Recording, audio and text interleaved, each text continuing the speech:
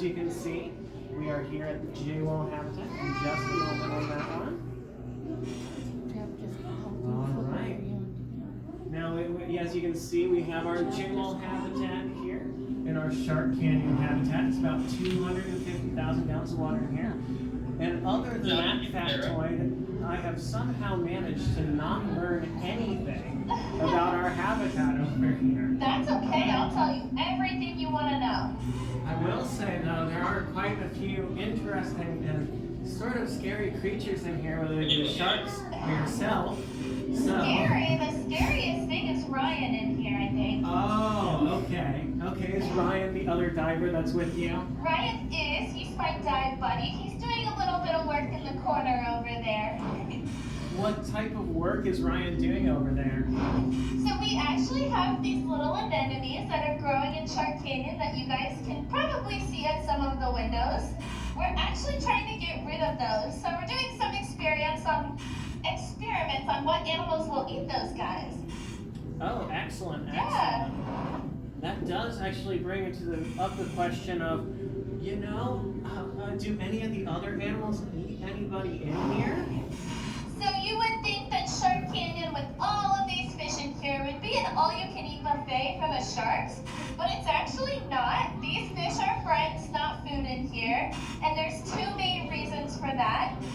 The first reason being, normally in the wild, sharks would only eat one big meal once a week, but here at the aquarium, we spread that meal onto about 3 or 4 times a week. So we keep their bellies really full. They never get that urge to want to eat any of their friends in here. The second reason they don't eat the fish in here is because all of our sharks and stingrays are stationed and or target trained, which is so cool if you think about it. They are so smart. Every shark has a specific station around the pool that they eat at every time they eat. They also have a specific target that shark knows, this is my target. Every shark has a different color, a different shape for their target, and they can distinguish them apart. So they do know when we put their target in at their station, they know it's my feeding time, I'm gonna come over, and they take their food right off of a feeder pool they have. So they don't have to do much work to get their food in here. It's kind of like if we had to chase a cow before we ate a cheeseburger. They don't want to do that. We don't want to do all that work. So that's why they don't eat the fish in here. Oh, wow, wow. Well, I mean, you're in there. Surely you must be on the menu for the sharks. Apparently what? Surely you must be on the menu for the sharks. Well, you can see they're not very scary. They're not trying to eat us in here like you would think, because believe it or not, the movies do lie to you. Sharks are not these big, scary, man-eating creatures. They're actually very calm and very docile. For the most part, whenever we come down here, they do go to the other side of the exhibit. We always say they're more scared of us than we are of them, and that's because we have all these weird bubbles, all these lines coming off of us. We're kind of like aliens in their home, so they want to stay away. Excellent, excellent. That does actually bring me to, what are you guys necessarily doing in there? So today we come down and we get to talk to all of you and answer all the questions you may have about the sharks or any of the animals here at the aquarium. We usually do this 6 to 7 times a week. Usually after we talk to you, we will do some maintenance or some cleaning in Shark Canyon, but today we're just getting to talk to you guys, so we don't have to do the cleaning. Okay, excellent, excellent. So, I think it's pretty hard to ignore that you have a giant fish sitting on the ground right next to you. What is that? The little guy behind me? Yes, the little guy behind you. So that guy's name is Edgar. He's our Atlantic lion grouper. I say he's little because he's only about 250 pounds right now.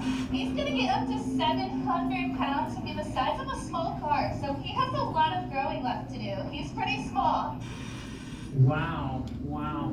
Yeah. I do notice that we have a handful of very small sharks in here as well. What kind of sharks do we have in the tank? And like, So we have, are they? yeah, we have 17 total sharks, 8 different species of them. We We have two sandbar sharks. They're the really big, I always say sharky looking sharks, but what do you think when you think of the word shark? We have two nurse sharks. They're the ones that were laying down here before we came down. They're the ones that look like big lazy potatoes. We have four black-nosed sharks. They're the smaller reef sharks with black noses you'll probably see swimming by. They usually come say hi. We have three black-tipped sharks. They're the ones with black tips at the ends of their fins. We have one white-tipped shark. He has white tips at the ends of his fins. We have one bonnet-head shark, and she's the one that looks like a hammerhead. It's a little bit different than a hammerhead. They're in the same family. They're like cousins, so very similar but a little different. We have two zebra sharks. They're the ones with the spots.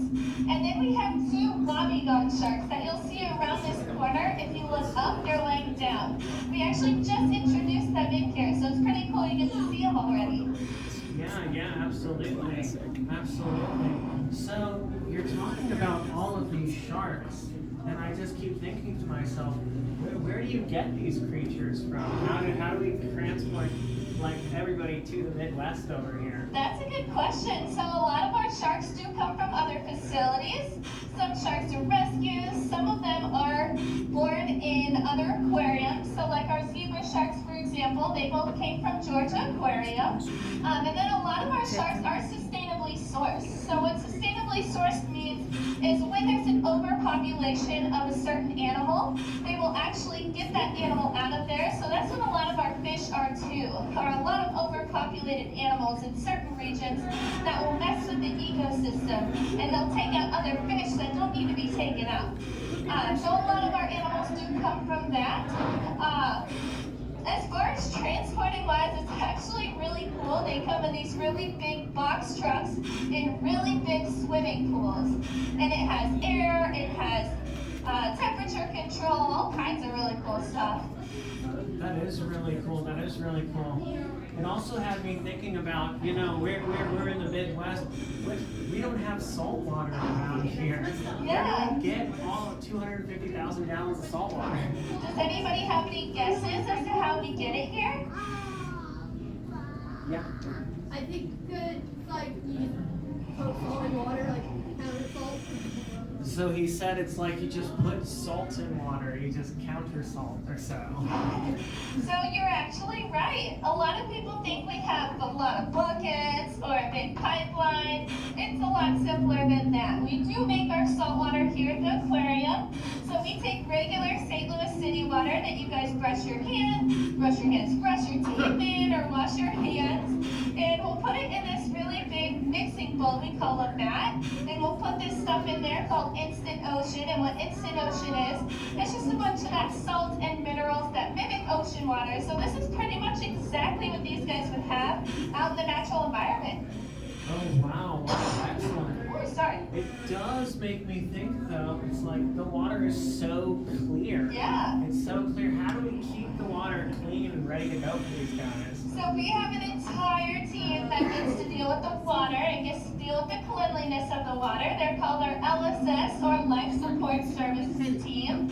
They maintain all of our filters, all of the water, backwashes that clean those filters and things like that. So we have an entire team dedicated just to taking care of the water here at the aquarium. Wow. Something I think some of our guests might have noticed is that we have a green sea turtle swimming up right over there. Yeah. Could you tell us a little bit about the green sea turtles that we have here? How we got them? Of course. So both of our sea turtles are rescues. Normally when sea turtles are rescued, they're rehabilitated and they're released back into the wild. In our sea turtles' cases, or the ones in other aquariums, they actually were deemed non-releasable, meaning they have an issue and they wouldn't survive if they were put back out into the wild. So you guys just saw Tsunami. She's our larger and lighter of the two green sea turtles. Tsunami was hit by a boat and her whole jaw was fractured, so she can't open her mouth very wide. After about 3 or 4 weeks, her jaw will actually completely tighten up and she can't really open it, which means she can't eat very well. So we'll take her out of the water after 3 or 4 weeks, and we'll stretch that jaw out. We'll make her open her mouth, we'll do a little physical therapy with her, and then we'll put her right back in the water, and she eats a lot easier after. Quasi's our second grade sea turtle. You guys probably noticed a blue pouch on her back. Oh. So when Quasi was hit by a boat, she was paralyzed from the back down. So if you look really close, she can't move those back flippers. It also caused her to have some air in the back of her GI tract. So her backside is really, really floaty. That blue pouch actually has some weight in it that weighs her down, makes her a little more streamlined and a little more comfortable in the water. Excellent, excellent. So something that I noticed, at least, the turtle was getting close to a little ball that we have up there. Yeah. I wanted to ask you about what is that ball for, and why is the turtle so interested in it? That's a great question. So that ball is a toy for her. It's what we call enrichment. Enrichment is anything that enriches or makes the animal's life a little better. It makes them do a little bit of work. So we'll actually stick some lettuce in that ball, which is probably what she was going for. It keeps the mind stimulated. It keeps them from getting bored. We do that for most of our animals here at the aquarium. Excellent, excellent, excellent.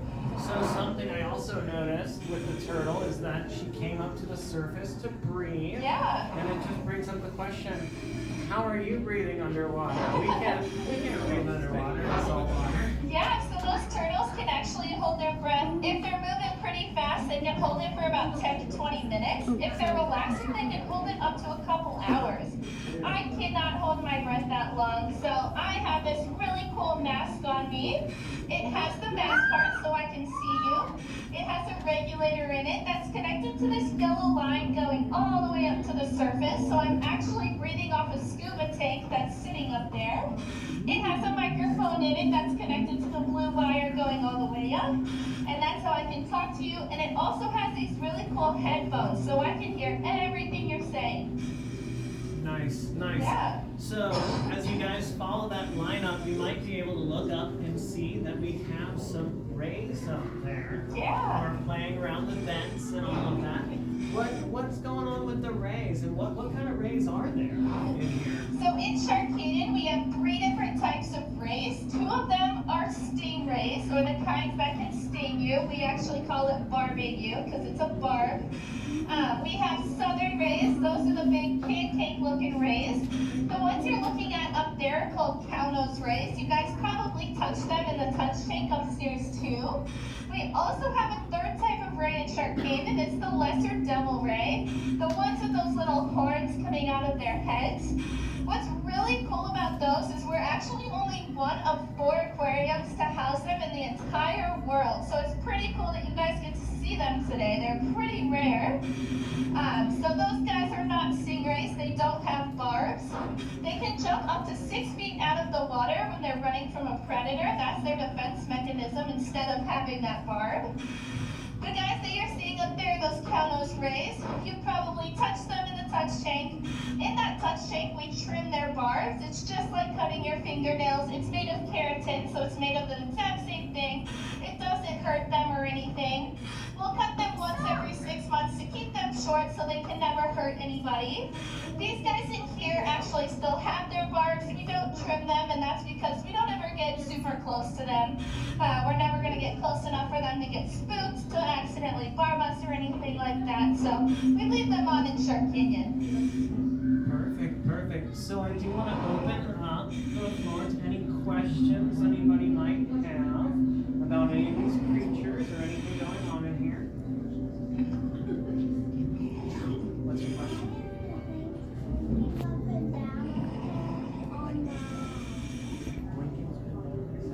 Which one? Oh, why are they kind of like sliding down like that? Oh, so she was asking why are those cow-nose rays kind of sliding down up there? So that's actually just something that they do all the time. Those guys are normally going to be looking for food in the sand. So honestly, I think what they're trying to do is just look for food in this glass, and they can't really find it. So they're kind of just sliding down looking for some food.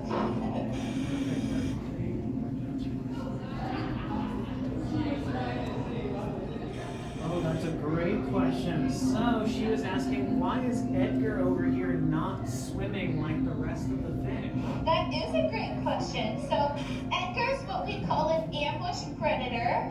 He's also very stationary, which means he's not going to move around a lot. He likes just sitting there and saving all of his energy. Whenever a fish swims by, he'll actually jump out and grab it, and that's how he eats. Edgar in here is target trained, so he's going to be eating from us. But normally in the wild, those guys would just stay in one spot all the time. So that's why Edgar, even though he's going to be 700 pounds, he's still going to stay here in Shark Canyon because they do tend to just pick a spot and sit there for basically their whole lives. They don't move around a lot. Do we have any other ambush predators in Shark Canyon? We do. Those wobbegong sharks that you guys will see around the corner are also ambush predators. So naturally, they're going to just be sitting there, wait for a fish to swim in front of their face, and they're going to snatch it up. Again, like I said, even our ambush predators are target trained in here. So Edgar, for example, has a specific target. When we stick his target in the water, he'll swim all the way up. He'll grab his fish and come all the way back down. It keeps him from eating his friends in here, just like our other sharks and stingrays. All right. Do we have any other questions? Any other questions?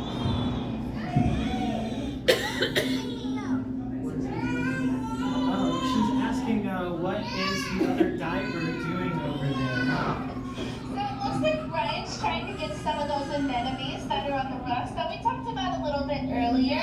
We do have a type of anemone growing in Shark Canyon. It does say perfectly fine anemone, but they're taking over a little bit. So we're trying to figure out an animal that's going